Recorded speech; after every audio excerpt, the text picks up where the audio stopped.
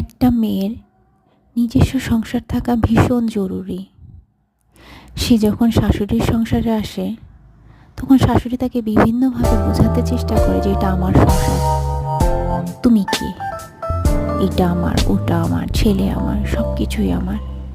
মেয়েটার কেমন লাগে বাবা মার বাড়ি থেকে যখন আসে, কত স্বপ্ন নিয়ে আসে একটা সংসারে, নিজের একটা সংসার হবে, নিজের মানুষ হবে, কিন্তু আসার পরে এই ধরনের আচরণ, এই ধরনের ব্যবহার আর অন্যের সংসারে থাকা, এটা যে কী বড় দুর্বিষহ ব্যাপার। এটা শুধু যে মেয়েরা সংসার পায়নি, শাশুড়ির সংসারে থাকে, শুধুমাত্র তারাই বোঝে।